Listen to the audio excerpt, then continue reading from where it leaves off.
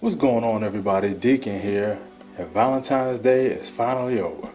Now, to be honest with you guys, the reason why I didn't even talk about Valentine's Day before it happened and what I was going to do, because in the past, me and my wife haven't had a lot of luck on Valentine's Day. Anytime we made plans for what we were going to do for Valentine's Day, something bad always happens. Somebody would get sick, somebody's in the hospital, snowstorm, or I ended up working late or having to work late that night. No matter what happened, it just never panned out the way we expected it to. Fortunately, this year it was different. Everything that we wanted to do on Valentine's Day, we were actually able to pull it off. But there's one thing that I want to talk to you guys about. Now, while on social media, it was funny seeing people trying to outdo each other, especially on Instagram, showing the different meals they were having for their loved ones and what they were doing. But it's one thing that came to my mind while watching all this stuff. And that was wondering, how consistent are these people when it comes to doing these types of activities? Because on Valentine's Day, you always see people go all out, but I wonder how consistent they are on doing it throughout the year. Because I can admit, that's one thing that I've struggled with. Because I've been married as long as I have, one thing that I learned, and I learned quickly, is that whenever you're getting into a relationship, don't always go above and beyond something you would normally do just to impress this person if you don't expect to continue to do it down the line, especially if it turns into a long-term relationship. When I first got married and you try to do something to surprise or to make your spouse feel good, that I would do something like this. Yeah, baby, you see that I have this candlelit bubble bath just waiting for you. I even got your favorite sparkling cider with chocolate-covered strawberries, baby, just for you. And then once you're done, I got an oil massage waiting for you when you come out. And that's typically how things would go in the beginning. But then, after a couple of years, it might turn into something like this. So what you doing? What do you mean? I thought I was supposed to be getting a foot massage tonight.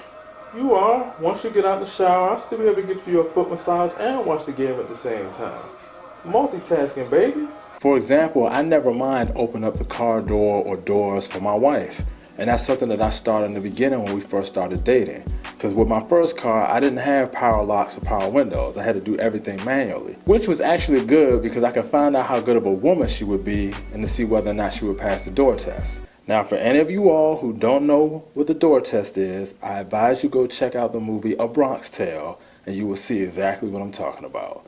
But it was something I didn't mind doing, and even to this day, it's still something I don't mind doing, unless it's raining or it's cold outside. Then I take advantage of having the power locks. Another thing that I do is I like to buy cards, but I like to write my own words in it or write poetry in it to her.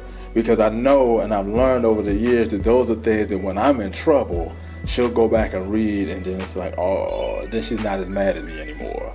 I'm still in trouble, but she's not as mad at me as she was before. But just little things that I started in the beginning. Now, I'm not saying that when you go into a relationship, just do the bare minimum and don't do anything. Don't do that. That's just wrong. But don't be one of those people that you're always going out of the way or doing things that you don't normally do just to try to impress this person, win them over, or manipulate them to get what you want. Because if it does turn into a long-term relationship, then you both are going to end up disappointed because you're going to feel like they're always going to want you to do all these lavish things or all these things that you did in the beginning.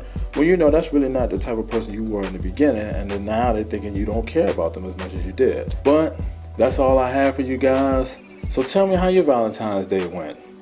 Did you just hang out by yourself? Did you go out with a friend? Did you have a loved one you went out with? It doesn't matter. I'm just curious to know what you guys did or if you did anything at all. If you like this video, click the like button, or if you haven't already, subscribe. And as always, be wise. And until I see you guys next time,